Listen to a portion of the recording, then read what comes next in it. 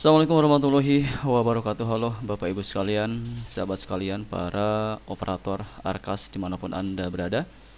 Kali ini kita akan kembali menjawab pertanyaan yang masuk di channel kita, yang mana kali ini kita ada pertanyaan dari @tkasabilhoir ya. Di sini beliau bertanya soal bagaimana kalau penarikan tunai tahap satunya itu dua kali di bulan yang berbeda, yaitu bulan Februari dan April. Berarti ini lebih kepada bagaimana cara untuk penginputan di BKU-nya jika seandainya ada penarikan di tahap satu di bulan yang berbeda.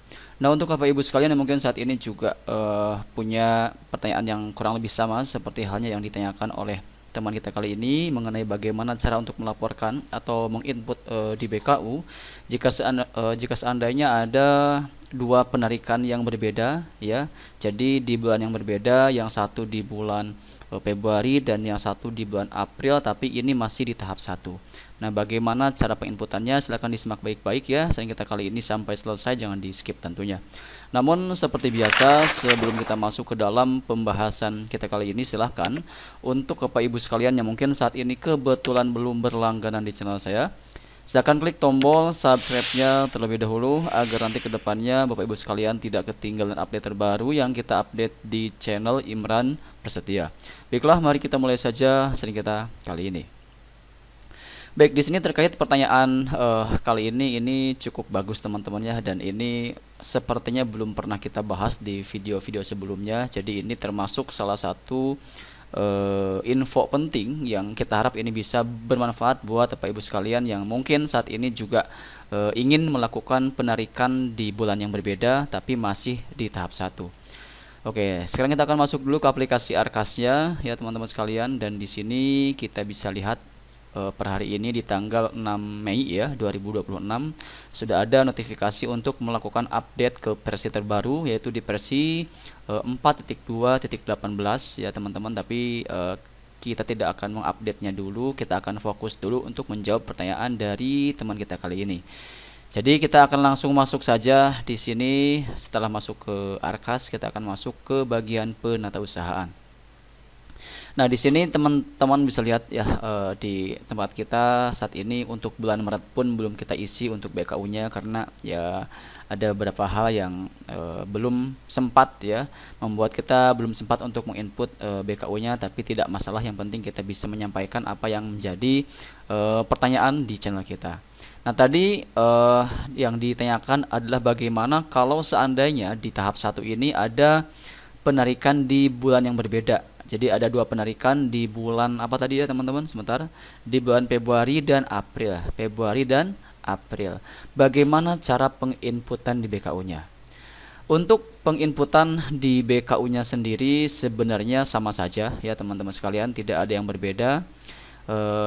Kalian tinggal nanti contoh, misalkan di sini kita akan buka dulu yang bulan Februari teman-teman ya. Anggaplah kita akan melakukan pelaporan untuk penarikan di bulan Februari, dan di sini dikarenakan Februarinya sudah kita tutup BKU, jadi kita akan ambil sampel saja. Anggaplah di tempat kita ya teman-teman, di tempat kita itu ada penarikan di Maret dan di Januari ya teman-teman, karena untuk di tempat kita sendiri kebetulan untuk tahap satunya itu masuk di gelombang 1 kalau nggak salah teman-teman ya. Jadi di Januari kita masuk dan kita sudah melaporkan sebelumnya. Nah, ini kita akan coba cek Januari teman-teman.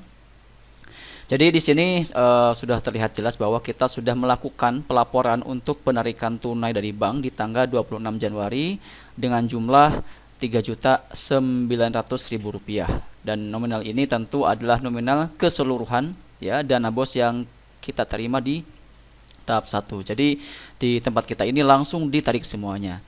Nah, anggaplah misalkan ini adalah masih setengahnya teman-teman ya, karena ini sebagai sampel saja. Anggaplah misalkan yang kita tarik itu baru sekitar 2 juta. Oke. Nah, ini di Januari. Nah, kemudian penarikan yang kedua anggaplah dilakukan di bulan Maret. Nah, bagaimana cara pelaporannya? Nah, ini pun sama teman-teman ya. Jadi kalian tinggal masuk saja ke bulan yang bersangkutan, ke bulan di mana kalian melakukan penarikan tunai dari bank. Tinggal nanti tentunya kalau misalkan memang dana tahap satunya itu belum ditarik semua di saat kita melakukan tarik tunai yang pertama, maka seharusnya di bagian non tunai ini masih ada saldo teman-teman ya. Jadi bagian non tunai ini adalah saldo yang berada di rekening bank, dan yang tunai ini adalah saldo yang sudah kita tarik tunai. Terlepas itu kita misalkan belum membelanjakannya, baru kita simpan di bendahara, itu sama saja sudah menjadi tunai teman-teman ya. Jadi intinya uang yang sudah kita tarik tunai dari bank itu akan menjadi tunai meskipun saldonya belum kita belanjakan.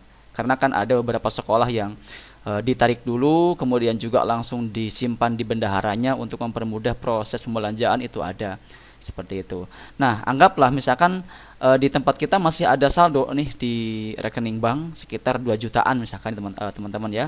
Jadi di sini pastinya akan muncul nominal 2 juta rupiah. Maka untuk pelaporannya pun ya sama saja seperti penarikan yang pertama. Kalian masuk ke bagian tarik tunai dulu sebelum melaporkan transaksi-transaksi yang dilakukan di bulan tersebut ya. Jadi ini bulan Maret ya teman-teman, anggaplah ini masih kosong, oke.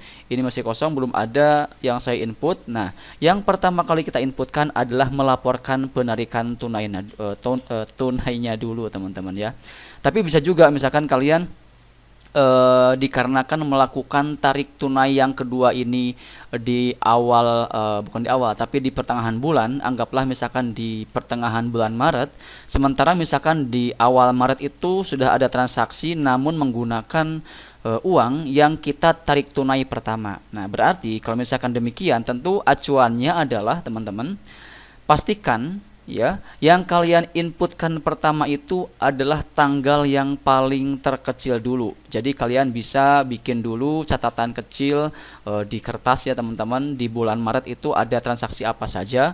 Misalkan di tanggal satunya kalian beli meja menggunakan uang yang sudah kalian tarik tunai yang pertama. Kemudian tanggal 2-nya juga masih menggunakan uang dari hasil penarikan yang pertama dan seterusnya. Kemudian anggaplah di pertengahan bulan Maret ini uangnya itu habis, sehingga kita harus melakukan tarik tunai kembali dari saldo yang berada di rekening bank lembaga kalian, sekolah kalian. Maka nanti setelah itu ya kalian laporkan saja sesuai dengan tanggal penarikannya itu kapan.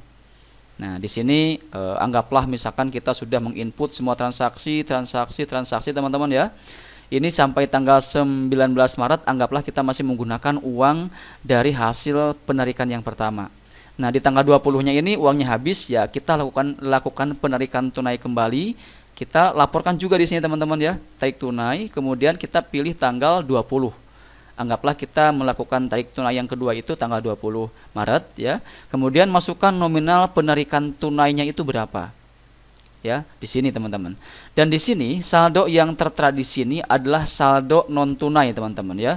Dan kenapa ini 0? Dikarenakan di tempat kita non tunainya sudah tidak ada, karena kita tadi di awal juga sudah sampaikan di tempat kita sudah kita tarik tunai semuanya. Nah, kalau misalkan di sini masih ada non tunai saldonya berapa, maka di sini pun akan muncul saldo yang sama sesuai dengan saldo yang tertera di bagian non tunai ini. Oke, mudah-mudahan ini bisa dipahami ya. Nah, masukkan nominal penarikan yang keduanya itu berapa? Anggaplah 2 juta teman-teman. Kemudian kita simpan ya.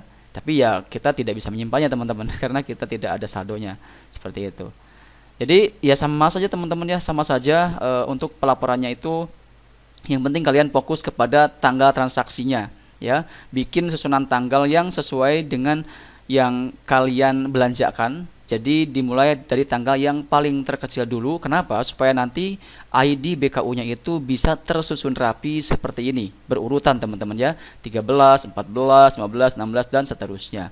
Karena untuk sistem di Arkas ini adalah dia itu memfilter atau menyusunkan urutan penempatan di sini berdasarkan tanggal, bukan berdasarkan kapan kita menginputkan transaksi tersebut. Ya, seperti itu. Jadi usahakan mulai dari tanggal yang terkecil dulu. Oke, seperti itu. Baik, mungkin itu saja yang bisa kita sampaikan di kesempatan kali ini. Semoga meskipun apa yang kita sampaikan di sini agak sedikit muter-muter, ya agak melebar ke sana kemari, tapi kita harap kalian, Bapak Ibu sekalian, teman-teman sekalian bisa mudah untuk memahaminya seperti itu. Dan kalau misalkan dari penjelasan kita ada yang kurang jelas, silakan bisa kalian tanyakan kembali pada kolom komentar yang tersedia di video kita kali ini. Dan nanti jika seandainya perlu kita bahas lebih lengkap lagi, kita akan bikinkan videonya khusus di update video berikutnya. Jadi jangan lupa untuk subscribe channel ini supaya nanti kalian tidak ketinggalan update terbaru yang kita update di channel Imran Prasetya. Terima kasih. Wassalamualaikum warahmatullahi wabarakatuh.